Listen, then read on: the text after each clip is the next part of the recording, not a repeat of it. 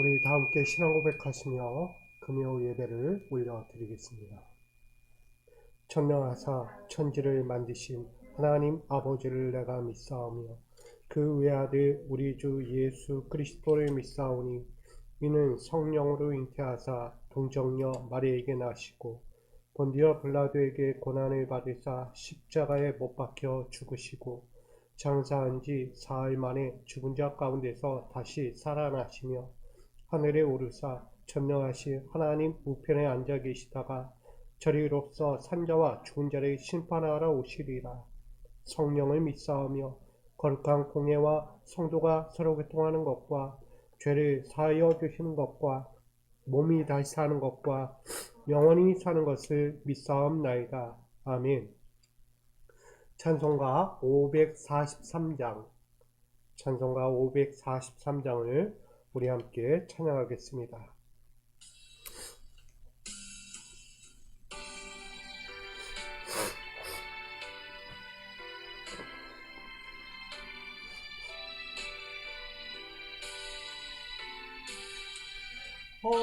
어려운 일 당할 때 나의 믿음 적으나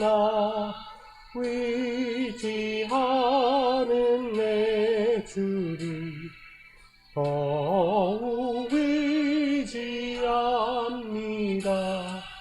세월 지나갈수록 의지할 것뿐일세. 무슨 일을 당해도 예수 의지합니다. 성령께서 내 마음 밝히 비춰주시니 인도하심 따라서 주만 의지합니다. 세월 지나갈수록 의지할 것뿐일세. 무슨 일을 당해도 예수 의지합니다. 밝을 때의 노래와 어두울 때의 기도로 위태할 때 도움을 주께 간구합니다. 세월 지나갈수록 의지할 의지할 것뿐일세. 무슨 일을 당해도 예수 의지합니다.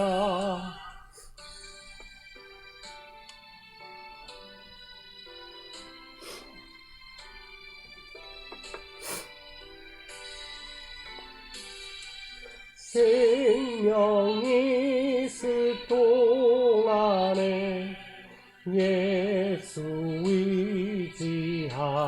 의지합니다. 천국 올라가도록 의지할 것뿐일세. 세월 지나갈수록 의지할 것뿐일세. 무슨 일을 당해도 예수 의지합니다. 아멘. 오늘 이 시간 우리에게 주실 하나님 말씀 함께 보기 원합니다. 오늘 우리에게 주신 말씀은 구약성경 욥기서 5장 18절입니다. 구약성경 욥기서 5장 18절 말씀, 이 한 절 말씀을 우리가 합독하여 함께 받들어 봉독하겠습니다. 하나님은 아프게 하시다가 싸매시며 상하게 하시다가 그의 손으로 고치시나니. 아멘. 오늘도 주의 은혜를 간구하며 나아옵니다. 부족하고 연약할지라도 주님의 손을 펼쳐주시고 우리의 마음을 만져주시고 다시금 일으켜 세워 다시 주의 길을 살아갈 수 있도록 주님 은혜를 베풀어 주시옵소서. 사람의 힘과 지혜로 할 수 없는 것들을 오직 주 앞에 의지하고 내려놓습니다. 당신의 그 거룩한 능력을 의지하여 오늘도 엎드리는 주의 백성들에게 넓은 아량과 은혜를 보이셔서 다시금 회복되어 나아갈 수 있는 귀한 은혜의 자리가 되게 하여 주옵소서. 모든 시간을 주께 맡기고 주의 은혜를 간절히 사모하며 예수 그리스도의 이름으로 기도하옵나이다. 아멘. 할렐루야. 오늘 이곳에서 하나님의 치유의 능력이 마음껏 발할 수 있기를 간절히 축복합니다. 사람은 누구나 아프고 고통도 따르고 시련의 연속을 겪게 됩니다. 그럴 때마다 우리는 또다시 그 어려움 속에서 한 분을 바라보게 됩니다. 그분은 바로 우리의 마음을 만지시고 우리의 육신의 어두운 그늘까지도 다 붙들어 매어 아버지께서 주시는 그 평강으로 살게 하시는 바로 그 하나님을 우리가 봅니다. 그분이 바로 만왕의 왕 하나님이시죠. 오늘 우리는 하나님의 그 치유하심의 능력을 다시 한번 바라보면서 이 시간 나가기를 소망해 봅니다. 오늘 욥기서 5장 18절 말씀 가지고 하나님의 깊은 진심이 보이십니까? 오타가 있는데 진심입니다.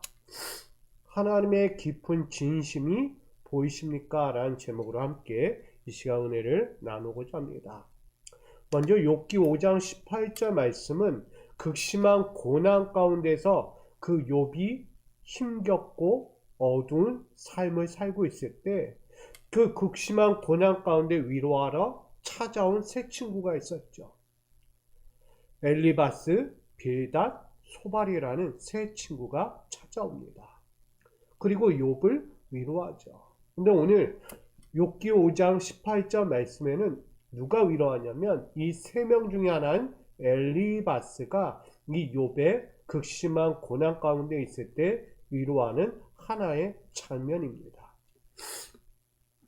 어떻게 보면 극심한 재난, 고난 때문에 그는 재산도 있고 자녀도 죽고 질병에 빠져있는 욥이 오늘도 살아가는 것을 보게 됩니다. 근데 그 욥을 향해서 오늘 엘리바스가 던지는 한마디가 있습니다. 그게 무엇이냐면 하나님의 인과응보에 대해서 이야기하고 있어요. 이것은 무엇이냐? 지은 죄에 따라서 징벌을 내리시는 하나님이시다. 죄 있는 자에게 징벌이 있고 의로운 자에게 복을 주신다는 말씀이죠. 다시 이야기하면 욥의 불행은 어떤 의미인가 하면 엘리바스의 그 위로의 한 장면에서 보는 것처럼 지금 욥은 죄가 있기 때문에 하나님께로부터 받고 있는 벌이다, 징벌이다 라고 말하고 있는 것입니다. 여러분, 오늘날 인과응보에 대해서 어떤 상황에 쓰일 수 있을까? 인과응보란 말이 정말 어느 때 우리가 쓰는 말인가를 한번 보기 원해요. 자신의 한 일에 대해서 그 결과를 반드시 받아들여야 한다라고 말하는 거예요. 인과응보는요, 피할 길이 없는 거예요. 내가 한 대로 그대로 돌아오는 거예요. 요즘에 불법과 부정에 대한 심판이 공정하게 내려지면 이런 얘기예요. 야, 법은 공평한 거야. 모든 사람들에게 법은 공평하다라고 말해요. 최근에 알리익스프레스에서 그들이 허위 과장 광고를 했고 원가 대비 할인을 부풀려서 광고한 사실이 있었습니다. 그 일로 인해서 제재가 당해졌어요. 허위 광고였다. 그러니까 소비자로부터 반복적으로 유인하는 방식으로 과대 광고를 한 거죠. 할인율이 막 뚝뚝 떨어진다. 그 일로 인해서 제재가 되는 사례가 있었어요. 이거 못 모르고 결제를 해버리면 소비자만 낭패를 보는 거예요. 여러분, 그래서 법은요, 공평하다라고까지 이야기해요. 때로는 속임과 해를 입힌 자에 대한 동일한 결과가 찾아올 때 우리 한마디 던집니다. 야, 인생은 공평한 거야. 요즘 전세 사기가 많았죠. 최근에도 계속 이루어지고 있습니다.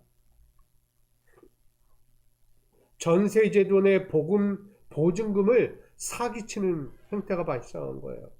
그래서 사건은 대다수 임차인이 보증금을 돌려받지 못하는 피해를 입는 사건이 또다시 발생했다는 거예요, 최근에. 그래서 그 사건으로 인해서 엄청난 고통과 좌절을 맛본 젊은 사람들이 많았어요. 보니까 피의자가 몇 명인가 봤더니 사기를 친 사람들이에요. 피의자 2,900만 명이 2,900명이 이른데 2,900명이 한꺼번에 사기를 친 거예요. 그러니까 전세 사기에 휘말려서 고통당한 사람들이 있었다는 거죠. 근데 그들이요, 검거가 된 거예요. 여러분, 인생은 공평한 거예요. 잘 될 줄 알았죠. 사기치고 허위하고 결국은 다 잡혀갑니다. 요즘 연예인들 및 유명 인사들이 음주운전하고 뺑소니 치고 도망가는 사건들이 대다수 보여집니다. 음주운전을 하고 도주하지 않으면 한 가지는 뭐냐면 운전자 바꿔치기까지 하는 거예요. 운전을 하지 않았는데 운전했다 그러고 운전했는데 운전 안 했다고 사기를 치는 거죠. 자리까지 바꿔치기 한 거예요. 결국 모든 진실이 드러나서 법적인 책임을 지게 됐고 그에 상응하는 연예인들은 활동이 중단되고 유명인들은 자숙하는 시간을 갖게 됩니다. 이런 상황을 보면 인생은 참 공평한 거예요. 어디 가나 공평하지 않은 것은 없습니다. 그리고 악한 행위나 부패적인 행위를 밝혀졌을 때도 동일합니다. 사회의 정의는 살아있다라고 말합니다. 여러분들이 살면서 악한 행위나 부패한 일들이 대다수로 보여질 거예요. 근데 그 일을 보면서 어찌 저런 일이 있을까? 아니 왜 저거 그냥 가만 놔두는 거야? 라고 얘기하잖아요. 그렇지 않아요. 사회는 정의가 있습니다. 사회는 살아있는 거예요. 법은 살아있다는 거예요. 최근에 보니까 23년도 이야기예요. 1인 여대생의 그 원룸에 침입하는 사건이 발생했어요. 아주 희귀한 사건이에요. 그 여대생이 살고 있는 원룸은 1층이에요. 1층에 뭐가 있죠? 창살이 있어요. 창문을 열고 못 들어오도록 창살이 있단 말이에요. 창문과 창살 사이를 어떤 남성이 에어컨 실외기를 받고 그 창문 틈으로 해가지고 들어가는 사건이 발생했어요. 그래서 거기서 금품을 훔치고 여러 가지 일로 인해서 그는 결국 또 한번 잡히게 됩니다. 참 신기하죠? 그 창문 사이 요만큼 30cm밖에 안 되는 그 틈을 사이로 들어간 거예요. 근데요, 피해자의 용기 있는 신고와 경찰의 수사로 인해서 그 범인은 검거되었다고 합니다. 여러분, 그래서 사회의 정의는 살아있는 거예요. 피해보는 자가 없도록 정의는 살아 움직인다는 것입니다. 우리 잘 알고 있는 허위와 비방도 있죠. 거짓과 욕심의 문제가 자신에게 똑같이 돌아올 때 우린 부메랑이 되어 돌아왔다라고도 이야기합니다. 누군가가 저 사건의 범인이에요. 허위하고 허위를 내뱉고 비방하고 거짓과 욕심으로 다른 일을 막 상대에게 피해를 준 거예요. 근데 그 사건이 도로 누구에게 와요? 자신에게 돌아온 사건이라는 거예요. 결국 부메랑 되었다는 얘기죠. 악의적인 가짜뉴스, 요즘은 사이버 레카라고 해가지고 요즘 AI 시대니까 막 사람과 사람을 접목시키고 없는 사건을 만들어내고 정말 짜집기 막 해가지고 살아있는 자는 죽게 만들고 말도 안 되는 성적인 타락으로 내몰아 버리고 하지도 않은 일을 했다고 사람이 오해받아서 결국 법정에까지 가는 사건들이 난무하는 거예요. 결국 그런 사건을 일으키고 또 나아갔던 모든 이들조차도요, 결국 검거가 되었다는 것입니다. 제가 왜 이렇게 길게 얘기했겠습니까? 모든 것에는 돌아온다는 거예요. 잘했든 잘못했든 그거에 따른 상응하는 책임과 그거에 따른 대가가 분명히 따른다는 것입니다. 이러한 사례들을 비춰볼 때 성경은 우리에게 이렇게 반드시 말하고 있습니다. 갈라디아서 6장 7절이에요.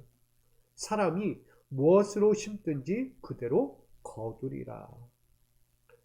이 그대로 거둔다는 말은 자신의 행위에 따른 원인과 결과에 반드시 책임을 져야 한다는 의미입니다. 악을 심으면 악을 거두게 되고 사랑을 심으면 은혜를 거두게 된다는 것입니다.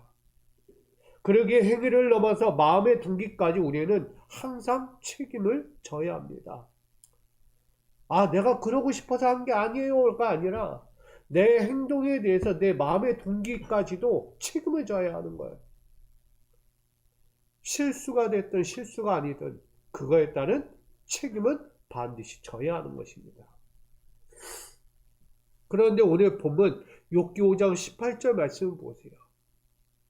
인과응보에 대해서 이야기하는 엘리바스의 이야기가 과연 욥에게 해당이 되는가? 욥은요, 억울해요. 솔직히 얘기하면 너무나 억울합니다. 신앙생활을 대충대충 한 게 아니에요. 열심히 했어요. 자녀들도 신앙교육으로 열심히 잘 키웠고요. 가정이 모든 마을 주민들에게도 인정받을 만큼 와, 저 집안 진짜 최고야. 하나님이 축복하시는 집이었어. 하나님 얼마나 사랑하시는지 알아. 저 가정은 믿음 때문에 사는 거야. 믿음 때문에. 그렇게 인정받던 욥의 가정이에요. 근데 그 욥의 가정이 한순간에 몰락을 합니다. 재산은 풍지박산나고 두 아들은 죽음에 이르고 함께 있던 모든 사람들이 비방하고 저주하기까지 합니다. 거기에 모자라 몸은 건강을 잃어버렸어요.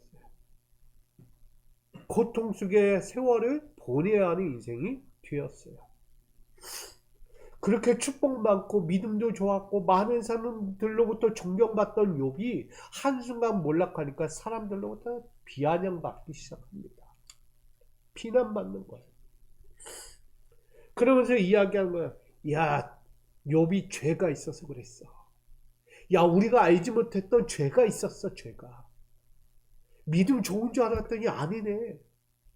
사람들에게 착한 일 많이 하고 선한 일 많이 한 거 다 거짓말이었네. 사람들한테 인정받으려고 그랬구나. 사람들을 자기 사람으로 만들려고 했던 거구나. 아주 못된 놈이네. 저런 못된 놈을 어떻게 가만히 놔둬. 야, 벌 잘 받았다. 벌 잘 받았다. 자녀들 신앙교육 제대로 안 시키니까 다 죽었잖아. 사람들이요, 그렇게 욥의 가정을 놓고 비난합니다. 한마디로 뭐예요? 지은 죄가 있었기 때문에 받는 벌이야. 무섭죠? 한순간 축복받던 가정이 몰락하고 나니까 아주 끔찍한 사건들이 발생하는 거예요. 분명한 겁니다. 엘리바스가 보는 그 입장에선 야, 너가 책임져야 하는 거야, 이거는. 어떤 방법으로든 책임져야 이 불행이 끝나. 책임지지 않고 너 회개하지 않고 하나님께 용서 구하지 않으면 끝나지 않는 벌이야. 빨리 너가 모르는 거 빨리 찾아봐. 너 분명히 죄가 있어, 죄가. 얼마나 욥은 고통스럽겠어요. 아무리 쥐어짜도 내가 죄가 없어. 내가 지은 죄가 뭔지를 모르겠다는 거예요. 나는 하나님 앞에 늘 떳떳했는데 뭐가 죄가 있느냐, 내가. 어떻게 말해야 될지 모르는 거예요. 여러분, 그런 인생을 어떻게 봐야 합니까? 분명히 얘기했죠? 책임을 져야 한다고. 자신의 행한 일에 있어서 책임의 대가를 반드시 치러야 한다고 했어요. 그런데 엘리바스가 계속해서 얘기해요. 넌 분명한 행동이나 마음이나 너의 말이나 분명한 죄가 있을 거야. 찾아봐. 틀린 말 아니죠. 죄가 있다는 거예요, 분명하게. 근데 오늘 그렇게 고통과 절망 속에 있는 욥에게 엘리바스가 아닌 하나님의 음성이 들려와요. 그게 오늘 18절 말씀이에요. 같이 읽어볼게요. 하나님은 아프게 하시다가 싸매시며 상하게 하시다가 그의 손으로 고치시나니. 이게 누구 이야기일까요? 엘리바스가 이야기하는 거예요. 엘리바스 입에서 두 가지 사건이 나오는 거야. 하나는 정죄하는 입술이고 하나는 하나님의 축복을 이야기하는 거예요. 하나님의 너그럽고 자비로운 그 손길을 이야기하고 있는 거예요. 한 사람의 입에서 두 가지가 방영되고 있는 거예요. 여러분, 세상의 눈으로 보면 욥의 극심한 고난을 인과응보처럼 볼 수밖에 없습니다. 세상의 눈, 사람의 눈으로 보면. 그런데 하나님의 눈으로 보면 달라져요. 하나님의 눈으로 보면 그건 징벌이 아니라 신뢰의 증거였다는 거예요. 지금 욥이 고통스러운 극심한 고난을 당하는 게 하나님에 대한 신뢰라는 거예요. 이해되십니까? 자, 욥의 상처와 상함은요, 지은 죄에 대한 하나님의 버리심이 아니에요. 지금 욥이 당하는 고난과 고통과 절망과 좌절과 슬픔의 눈물은 하나님 버려서 이렇게 된 게 아니고 죄 때문에 그런 게 아니다는 사실을 말하는 거예요. 그건 뭐냐? 하나님은 욥의 믿음을 시험하고 있는 거예요. 아멘. 1장에 보면 사탄이 등장하죠. 하나님께 와가지고 이야기해요. 저 욥 좀 제가 어떻게 좀 쳐도 됩니까? 저 욥 믿음이 있다고 하는데 에이 아닙니다. 믿음 없어요. 제가 한번 건드려 볼게요. 하나님. 제가 욥 한번 탁 건드면요 그냥 와르르 무너질 거예요. 그 신앙. 근데 하나님 뭐라 그래요? 아니다. 나는 저를 신뢰한다. 나는 그를 믿는다. 너 시험해봐. 사탄아, 저 욥, 내가 사랑하는 욥을 시험해봐라. 단 하나, 그의 생명은 건들지 마라. 생명은 내 거다, 생명은. 그래서 사탄이요, 이 욥을 시험하기 위해서 넘어뜨린 거예요. 그 가정, 자식, 모든 과정을 다 그렇게 만든 거예요. 달리 보면 하나님은요, 욥의 믿음을 뭐하고 있다? 믿고 있었던 거야. 신뢰. 야, 어떤 고난이 와도 저는 날 버리지 않아. 나도 그를 믿어. 욥, 정말 내가 사랑하는 욥이야. 하나님 입장에서. 결국은 이 욥의 시험은요, 한 사람의 시험이 아니라 온 천하에 보여주고자 하는 하나님의 증거예요. 증거. 믿음의 증거다. 이 욥 같은, 욥이 아니고요, 욥 같은 신앙을 가진 자가 이 천하에 있을까? 없다. 우리도 고난 조금만 당해도 슬퍼하고 조금만 당해도 원망하고 너 때문이야 하면서 멱살 잡고 싸우잖아요. 길 가다가 툭 건드렸어요. 자칫 잘못해 실수로. 근데 너 나 건드렸어. 나 때렸어 하고 주먹질하는 거야. 여러분, 세상은 해 피기도 싫고 해 받기도 싫은 세상이에요. 근데 거기에 욥이 있다고 생각해 보세요. 욥은요, 원망할 때도 없고 누구를 원망할 생각도 없고요. 그냥 자신이 당하는 고난 속에 그냥 처절하게 그냥 그걸 감내하고 있는 자리예요. 결국은 하나님이 이 욥의 믿음을 완전히 믿고 있다는 것을 보여주는 장면이에요. 이 욥 하나의 시험을 통해서요, 온 천하가 야, 이만한 믿음을 가져야 한다. 이만한 믿음 없으면 구원은 없다, 구원. 이 이야기가 누구와 비슷하겠어요? 성경의 인물들 중에는 이 믿음 때문에 구원받는 사람이 얼마나 많아요. 환경 때문에 구원받는 게 아니고요. 그 믿음, 혈루증 여인이 예수의 옷자락만 닿아도 믿을 수 있다. 또 누구예요? 나만 장군의 그 병에 걸린 것을 믿음으로 구했더니 예수님께서 고쳐주시잖아요. 그렇죠? 여러분, 모든 것에는요, 구원이 따르는 건 믿음 때문에. 믿음 없이는 구원이 없어요. 온 천하의 믿음을 보여주고 싶은 거예요. 우리에게 가장 위대한 믿음의 증거가 뭐예요? 예수 그리스도잖아요. 온 천하 앞에서 믿음을 가지라고 이야기해요. 믿음 없이는 구원을 이룰 수 없다라고 예수께서 가르쳐 주셔요.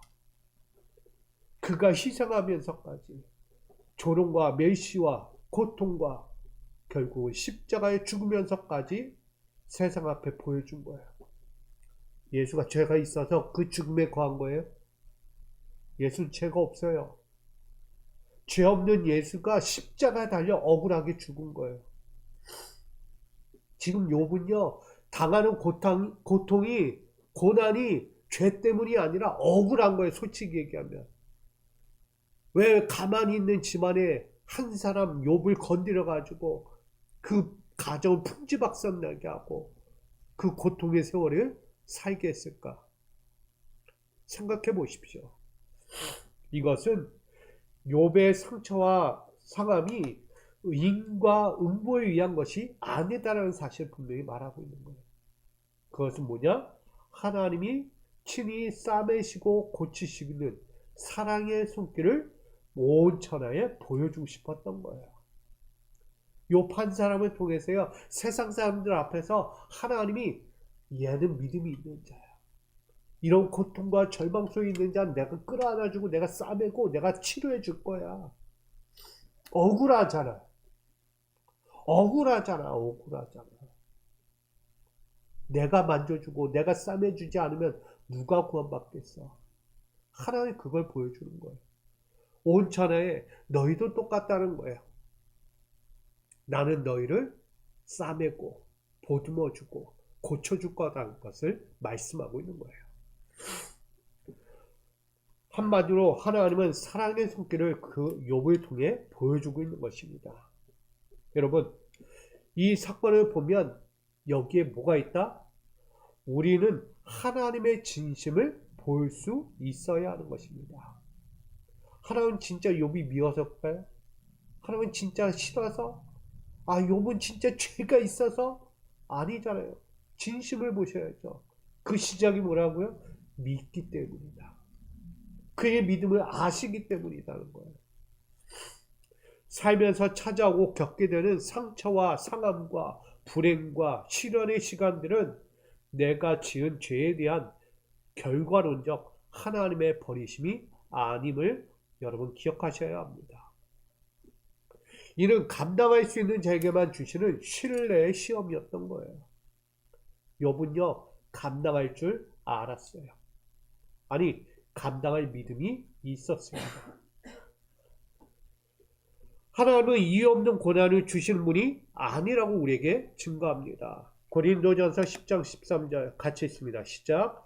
사람이 감당할 시험 밖에는 너희가 당한 것이 없나니 오직 하나님은 미쁘사 너희가 감당하지 못할 시험을 당함을 허락하지 아니하시고 시험 당할 즈음에 또한 피할 길을 내사 너희로 능히 감당하게 하시느니라. 아멘. 이 시험에는요, 하나님의 절제된 제한과 목적이 담겨 있습니다. 그러니까 하나님이요, 제한을 걸어 놓으신 거예요. 딱 여기까지. 그리고 그에 대한 목적이 있는 거예요. 오늘 욥에게도요, 제한이 걸려 있어요. 어디까지? 생명을 해하지 못하도록 제한을 걸어요. 그리고 어떤 목적이요? 그의 믿음을 내가 믿는다. 오늘날 여러분들에게 주시는 하나님의 시련이 있을 거예요. 고난도 있고 아픔도 있고 상처도 있고 살면서 수만 가지 다사다난한 그런 고통 속에 세월들이 있을 거예요. 근데 하나님은요, 제한을 걸어 놓으셔요. 그 이상을 가지 않게 한단 말이에요. 지금 내가 겪고 있는 이 고난이 더 넘어서 있지 않다는 거예요. 뭐에 있다? 이 제한 너머는 회복이 있는 거야. 할렐루야. 하나님은요, 지금 나의 삶에 당하고 있는, 지금 갖고 있는, 겪고 있는 문제들, 그 이면에 회복과 치유의 은혜가 있다는 것을 여러분 바라보셔야 합니다. 이게 하나님의 진심이에요. 잠깐은 내버려 두십니다. 그 내버려 둠이 뭐라고요? 믿기 때문이에요. 감당할 수 있다는 거예요. 충분히 이 정도는 넘어설 수 있어. 그걸 뭘로 이야기해요? 연단이라고 해서 하나님의 시험이에요. 믿는 자에게 주는 연단이라는 것입니다. 하나님은요, 그래서 우리의 한계를 아시기에 그 시험 속에서 반드시 피할 길과 도우심의 길을 함께 만들어 가십니다. 하나님은요, 우리의 삶에서 문제가 있을 때 거기서 끝나지 않고 하나님 피할 길 또한 도우심의 길을 함께 만들어 간다는 거예요. 믿으시기 바랍니다. 이 시험은 우리를 무너뜨리는 시험이 아니라 더욱 굳건하게 하고 더욱 강건하게 하시려는 하나님의 과정인 거예요. 그리고 어떤 면에서는 성숙하고 회복이 빠른 믿음의 사람이라는 것을 증명하고자 하는 거예요. 욥 한 사람을 통해서야 세상 앞에 이야기하는, 얘는 이런 시험에 있어도 금세 회복될 사람이야. 금세 일어나고 금세 바뀌어. 흔들리지 않는다는 거예요. 그만큼 쉽게 낙심하고 쉽게 좌절하는 사람과 다른 거예요. 잠깐은 찾아오는 환란에 할 수도 있어요. 근데 뭐예요? 그걸로 끝나죠. 아니야, 괜찮아. 이 정도는 충분히 감당할 수 있어. 나 이거 이겨낼 수 있어. 아, 이것쯤이야. 할 수 있다니까. 충분히 다 할 수 있는 것들이야. 저 사람도 있고 저 사람도 있는데 나라고 못하겠어. 믿죠? 하나님은요, 그걸 말씀하고 있는 거예요. 성숙하고 회복이 빠른 사람이 바로 믿음의 사람이에요. 믿음의 사람은요, 쉽게 넘어지지 않습니다. 누구처럼? 욥처럼. 위로한답시고 찾아온 엘리바스가 아무리 인과응보를 갖다가 들이밀어도 욥은요, 흔들리지 않아요. 아닌데? 그건 아닌데? 하나님은 그런 분이 아니야. 하나님은 나를 알고 나도 하나님을 알아.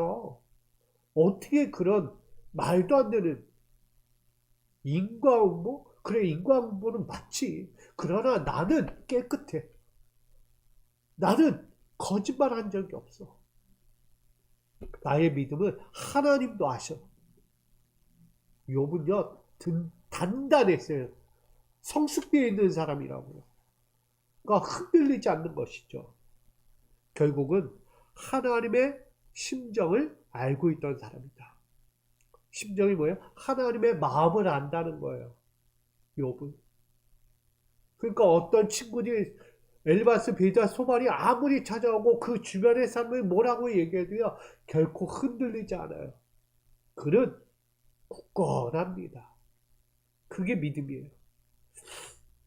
결국 욥의 상처와 상함은 죄로 인한 인과응보가 아닌 감당할 만한 욥에게 주신 신뢰의 시험이자 선택이었다라는 것을 오늘 말하고 있습니다. 하나님도 욥을 선택한 거예요. 왜 온 천하 만국 가운데서 왜 하필 욥이었을까? 그것도 잘 나가는 욥. 생각해 보세요. 왜 수많은 사람들 중에 왜 하필 욥일까요? 우리도 살면서 생각해요. 왜 이 많은 사람 중에 나한테만 왜 환난을 주냐고. 왜 나만 갖고 그러시냐고. 해요, 안 해요? 하잖아요. 왜 나를 선택했을까? 나를 선택한 이유는 하나밖에 없습니다. 나는 너를 믿는다. 하나님이 그에게 얘기하는 거야. 나는 널 믿어. 나는 너를 알거든. 여러분, 이 음성이 지금 저와 여러분에게 들려져야 합니다. 하나님의 음성 가운데서 내가 너를 믿는다는 이 한마디가 얼마나 소중한지 여러분 기억하십시오. 내 환난이 그래도 그 환난 가운데 들려오는 하나님의 메시지 하나, 난 널 믿어. 난 널 버린 적이 없어. 난 너와 함께하고 있어. 여러분, 우린 성숙해져야 돼요. 자꾸 믿음이 없으면 원망이 먼저 없어요. 하나님께 대해서 대항합니다. 반항을 해요, 반항. 그럴 때 우리 바뀌어야죠. 지금 내가 겪고 있는 이 환난과 어려움들이 내 죄도 아니고 하나님이 나를 버린 것도 아니고 내가 못나서도 아닌 거야. 이것만 기억하세요. 하나님은 여러분들을 믿는다는 거예요. 신뢰하고 있다는 거예요. 하나님이 여러분을. 하나님이 나를, 이 부족한 자를, 이런 피조물밖에 되지 않는 나를 하나님 믿어주신다는 거, 이거보다 귀한 축복은 없습니다. 오늘 이 자리가 그런 자리가 되길 원해요. 지금 여러분들이 겪고 있는 상황들이 있을 거예요. 각자마다 이런 고민, 저런 근심, 저런 문제, 수만 가지, 사람마다 각자가 갖고 있는 여러 가지 문제들이 있잖아요. 그 문제 앞에서 하나님 왜 나한테만 그러지 마세요. 욥도 그렇게 할 수 있었어요. 근데 욥은요 절대 그런 말 하지 않아요. 그리고 하나님도 그에게 믿기 때문에 이 사건을 준 거예요. 결국 우리가 하나를 보아야 될 것은 하나님의 깊은 진심을 볼 수 있어야 한다는 것입니다. 하나님의 진심을 보게 되면 우리가 그냥 살지 않고 그냥 자포자기하지도 않아요. 일어서게 됩니다. 다시 강건해질 수 있고요. 회복하는 속도가 쏜살같이 빨라져요. 저는 여러분들이 만사에 건강했으면 좋겠습니다. 할렐루야. 회복력이 그냥 싹 가야 돼요. 뭐 먹어서가 아니라요. 믿음 하나 먹었더니 그냥 회복되는 거예요. 힘이 펄펄 끓고 막 활력이 넘치고. 저는 여러분들의 육신적으로나 영적으로나 그런 활력이 있고 믿음이 강건해지는 그런 믿음의 사람들로 다시 세워져 가기를 축복합니다. 그거 알려면 하나님의 진심을 보시면 돼요. 그냥 시험이 아니구나. 나를 시험하는 시험의 연단 과정이구나. 이걸 생각하시면 결코 여기서 끝나지 않습니다. 오늘 저와 여러분 하나님의 진심을 보고 그분이 싸매시고 고치시고 사랑의 속결로 나를 다시 이끌어 나갈 그 은혜의 경험을 하게 될 것이라는 것을 여러분 꼭 기억하시고 믿음으로 더욱 일어나 정진하여 하나님의 기쁨이 될 수 있기를 주님의 이름으로 축원드립니다. 아멘. 사랑과 은혜 하나님, 오늘 하나님의 진심을 볼 수 있는 자가 되기를 원합니다. 우리 상처와 아픔이 따라오면 내가 왜 그래야 되냐고 원망이 먼저 앞서는데, 오늘 욥은 그 어떤 상황에서도 원망보다, 고통의 좌절보다 다시 일어서려고 하고 하나님을 더욱 의지하려고 하는 그 믿음이 있었습니다. 하나님은 진심을 보시고 싸매시고 고치시는 사랑의 손길임을 그는 알고 있었습니다. 오늘 우리도 욥과 같이 어느 상황에서든 하나님의 깊은 진심을 보고 다시 일어나 우리의 가야 할 길, 서야 할 길, 오늘도 해야 할 것들을 마음껏 해나갈 수 있는 믿음의 사람이 되게 하여 주옵소서. 오늘도 나를 믿겠다고 말씀하시는 주의 음성을 듣고 다시 일어나 나가는 우리 모든 성도들 되도록 주님 축복하여 주시옵소서. 다시 한번 함께 하시는 주의 손길을 바라보며 예수 그리스도의 이름으로 기도하옵나이다. 아멘. 우리 함께 또 한번 기도하시다가 우리 함께 돌아가는 귀한 자리가 되기 원합니다. 승리하십시오. 아버지 하나님, 오늘도 섭니다. 오늘도 아버지 앞에서 살아갑니다. 고난과 징벌로 통하여 나는 또 한번 넘어질 때가 있는데, 고난과 징벌이 나를 버린 하나님의 마음이 아니라면 오늘도 깨닫게 하여 주옵소서. 그 어떤 상황에서도 하나님을 다시 신뢰하는 그 자리가 되게 하여 주옵소서. 지금 하나님이 나를 믿고 있구나, 하나님이 지금 나를 신뢰하시기에 이 연단의 시험을 허락하셨구나 라고 믿는 우리 깨어있는 우리 믿음의 사람이 되게 하여 주옵소서. 이 고난이 끝이 아니고 아버지께서 다시 나를 더욱 성숙하게 하고 믿음의 승리, 더욱더 믿음의 빠른 회복을 이루고자 하는 아버지의 마음임을 고백합니다. 우리도 세상을 이기고 세상 앞에 당당하며 세상 앞에 하나님의 뜻을 이룰 수 있는 자로 세워주신 것을 우리가 보게 하여 주옵소서. 아버지, 오늘도 하나님을 신뢰하는 자가 되기 원합니다. 하나님이 나를 믿기에 오늘도 연단의 시험을 통과하게 하심을 믿습니다. 오늘 깨어있는 자, 오늘도 살아 믿음이 움직이는 자가 되기를 원하오니 아버지, 다시 한번 하나님의 진심을 보일 수 있는 자가 되기 원합니다. 특별히 지금 당하고 있는 모든 환난 가운데 아버지께서 다시 한번 피할 길과 도우심의 길을 만들어 주신다고 했습니다. 아버지, 오늘 우리가 할 수 없는 것들이 있습니다. 인간의 노력과 힘으로 될 수 없는 것들, 아버지, 우리의 인간의 한계를 아시오니 우리의 한계를 뛰어넘어 아버지께서 피할 길과 도우심의 길로 인도하여 주옵소서. 믿음의 눈을 들게 하시고 세상 가운데서 하나님을 발견할 수 있는 은혜가 있게 하여 주옵소서.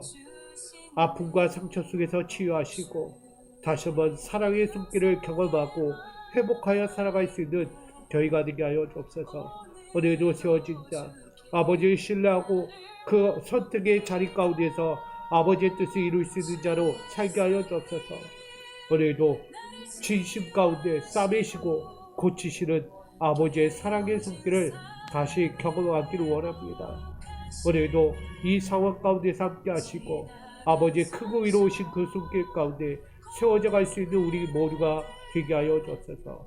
오늘 이 말씀의 제목처럼 하나님의 깊은 진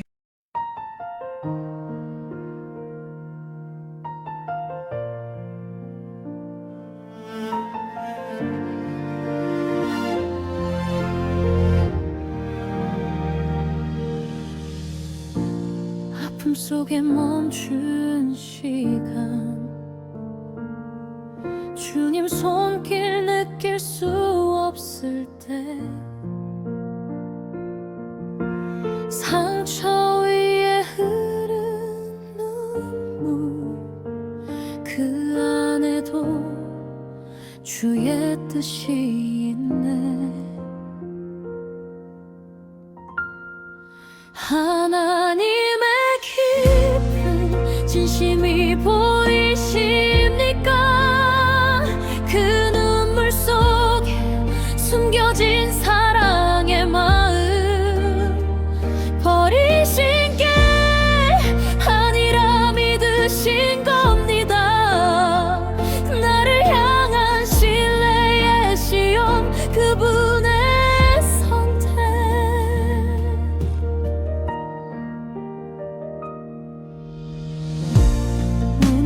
삶의 자리.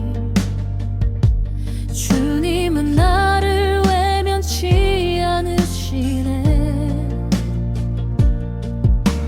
감당할 수 있는 만큼 그 사랑으로 나를 세우시네.